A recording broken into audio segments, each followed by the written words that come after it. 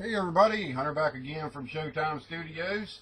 We're going to go ahead and start on part number 6 of the vinyl top install on the Pro Street Camaro or whatever model you're working on. Like I say, this works on a lot of different scales and just about any type of car that you want to do.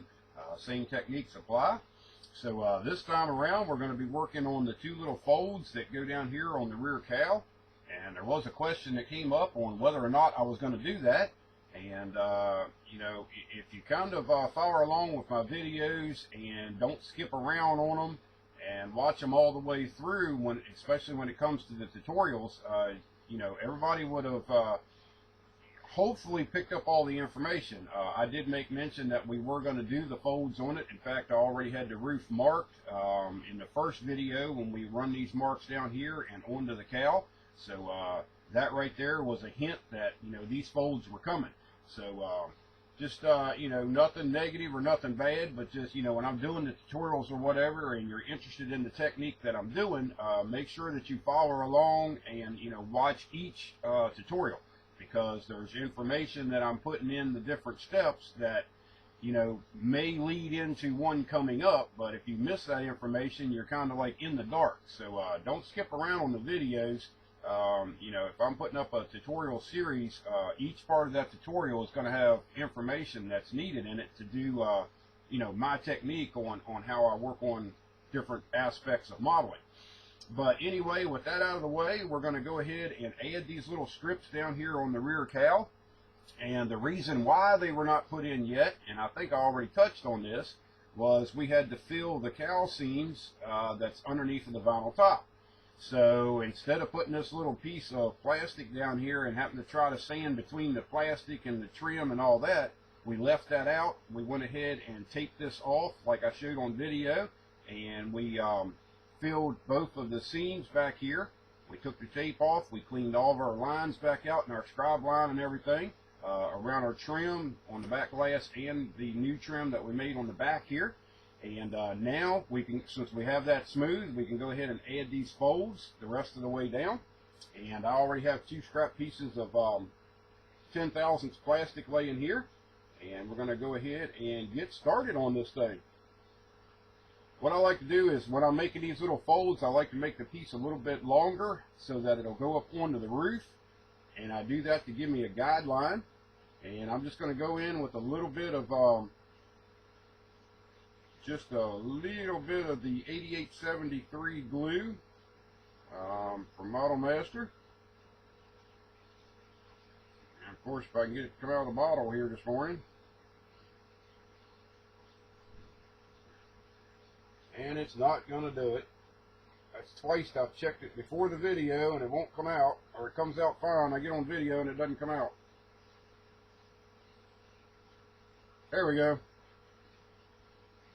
And I'm actually going to just take a little bit of that off of there. I don't want too much glue on this 10 thousandths plastic. And what I like to do is just kind of spot this into place, get it in the neighborhood when you set down the bottom into the rear cowl. And then as we start to set it into place, what I'm doing with that extra length is I'm sighting what we have up on the roof itself.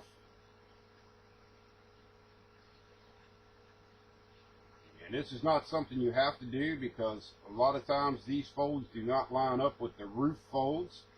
But on my models, I want to make sure everything is kind of flows, and it's just something that I'm picky about on this. But you can use this same technique, just use a longer piece and drop it here where you want to.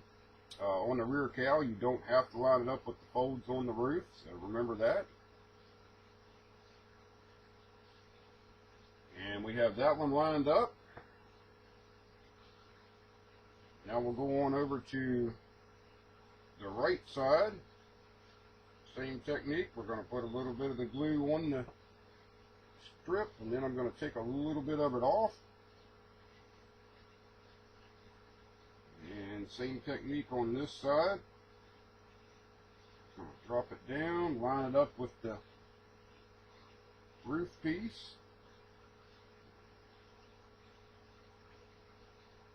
That's why I leave a little bit longer than really what I need, and that way I can get as I'm slating this, I can line up this end up here with what's up on the roof, so we get a nice flowing line.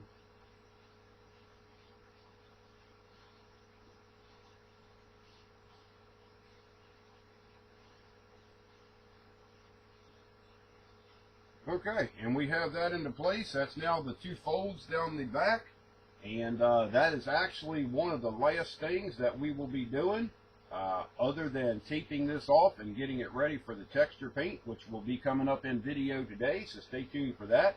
And I'm just going to let those dry right now, and once the glue sets up, I'm going to come back in with the hobby knife right here in our line underneath of the trim that we scribed out. I'm going to drop the knife down in there, and I'm just going to clip that off.